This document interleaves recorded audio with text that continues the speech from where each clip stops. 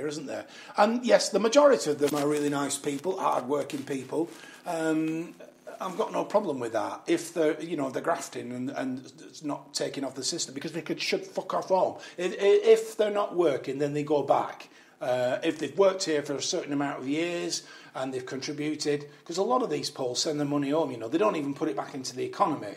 A lot don't. It's the culture. A lot do that. And the idea is that the wages, that's why they're here, because the wages and the standard of living in their home country isn't as high as here, so they can earn good money, decent money, and then they send it on to the people, to families that aren't having such a good time, that aren't as well off.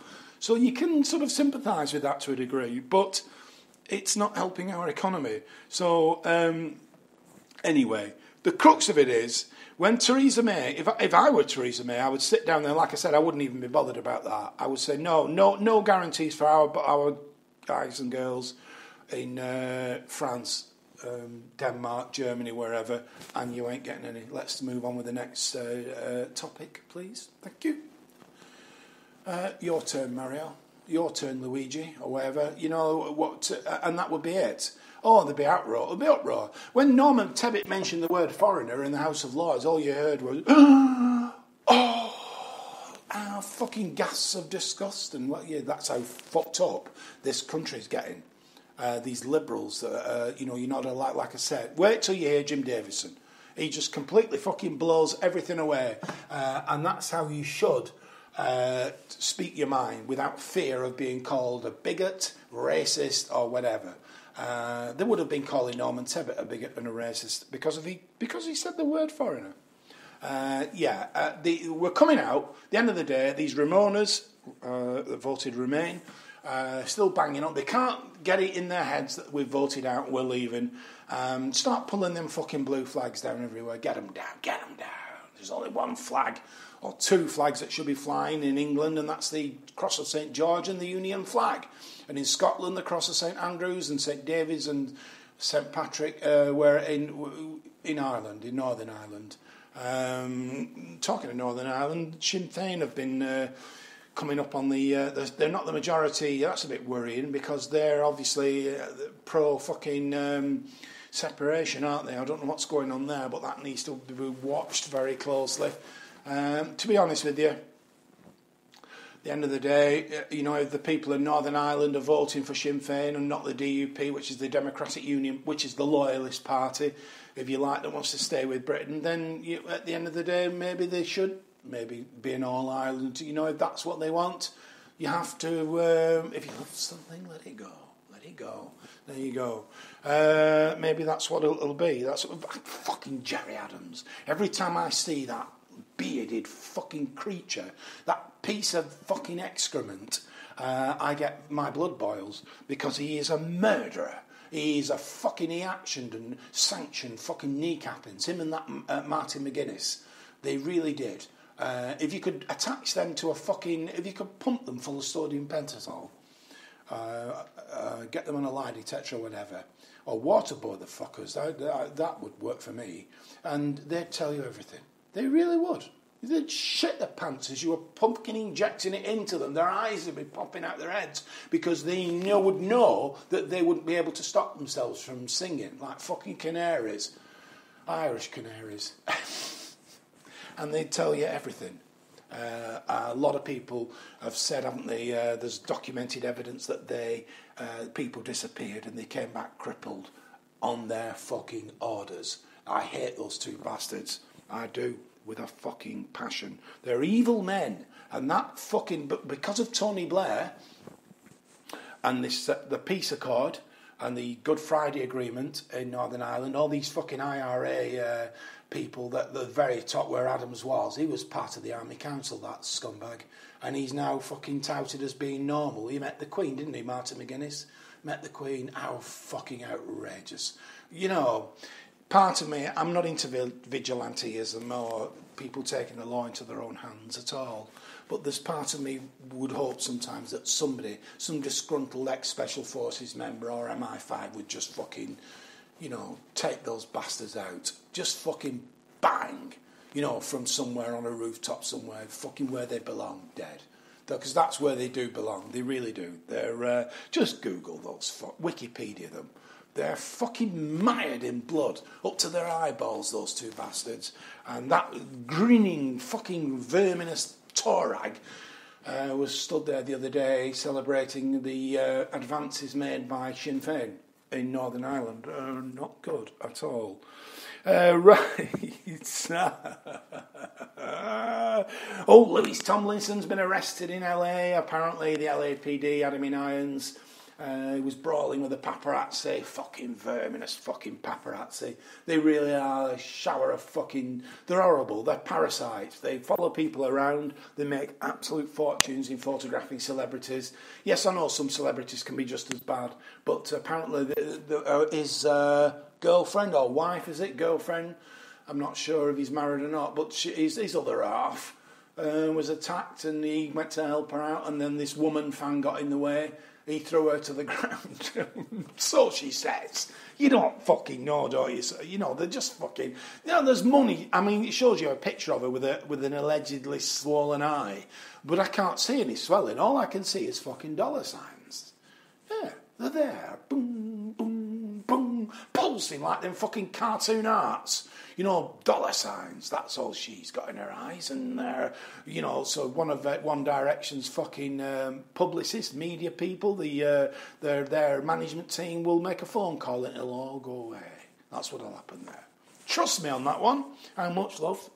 Big fucking wad. And there you go, licking the thumb like they do. How much? Just, or write a cheque and whatever. What will it take, darling, to make it all go away? And that'll be that. That's what makes the world go round. It's money. Right. Bit of Jim Davison. I'll be back on Tuesday, I think, with no doubt there'll be something else happening in the news, and no doubt Donald Trump will be at the forefront of it, because I think this phone gate thing, the tapping at Trump Towers, isn't going to go away anytime soon. But I am, and I will see you soon. Bye-bye for now. Bye! The next night, who do I appear with? Robin Williams. Yeah, I was in the wings shitting myself, and Robin's quite a nice, approachable bloke. He was then. I didn't know him then. I didn't know him that well. He was just two comedians talking to one another. All the Yanks, the big stars, go there to rehearse their stand-up stuff. It's not like England. It's really strange. And it is now, but the lefty comics do it, the scruffy, unfunny fuckers. But in America, everyone gets up in these little places and does it. And I was out drinking these scotches and fucking half throwing up and really nervous, you know. And I'll never forget, he said, "Don't worry, you'll be fantastic, you'll be fantastic. It's the same audience all over the world. Don't worry, sniff this." Fucking I went. I didn't do the fucking over here joke, the roll it over the side joke, anyway. And I went a bomb. I fucking paralysed him. And I said to Robin Williams after, "What do you think?" He said, "Fuck off." He did. That's what he said. "Fuck off." And then fucked off himself. Never spoke to him since. But my favourite comedian was a bloke called Sam Kinison. He was great. He was first comedian I actually saw shouting and swearing and effing and blinding on the stage. And it was when Ethiopia was going on and everyone was feeding the Ethiopians and all these Americans. Oh, my God. You know, I didn't quite like that because I thought that was a big publicity stunt for certain people. Didn't you? I did think that. I'm a cynical old fucker because I know how it works. You know, here we are in Ethiopia. Hang on. Cut. Don't roll that. Get some fucking flies on this kid. Yeah. Action. Fucker. And I was listening to this comedian called Sam Kinison who was moaning about everything. And he said, "Ethiopians, fuck them." And these Americans went... And then they started to all agree. They were, "Oh, yeah, fuck them, fuck the Ethiopians." Talk about manipulating the audience. He said they should send them luggage, tell them to fucking move. "We got deserts in America, but we don't live in them, assholes." You know, I fucking couldn't believe it. Blew me away, this bloke. So I said to my manager, Laurie, I said, "I'm going to do that when I get back to England." He said, "What?" I said, "I'm going to talk the way I want about certain things. You know, if I want to swear, I'm going to fucking swear." He said, "Well, you can't do that because people see you on the television doing sort of cleanie shows." I said, "Yeah, but I won't let any children in."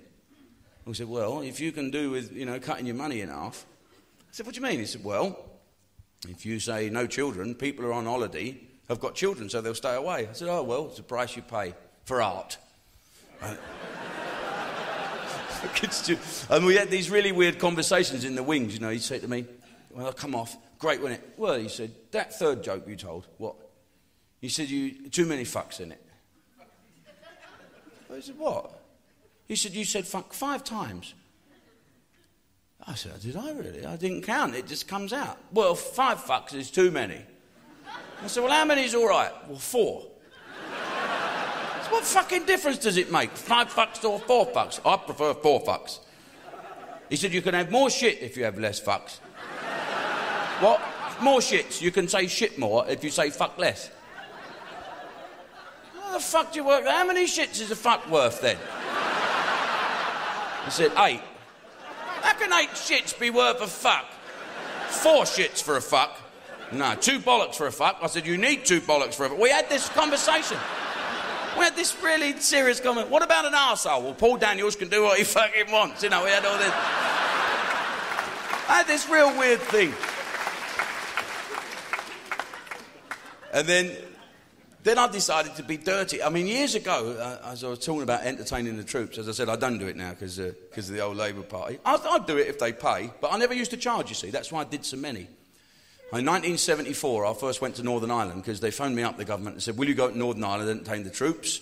Yeah, how much? 75 quid for 3 days. Okay, now that'll do me.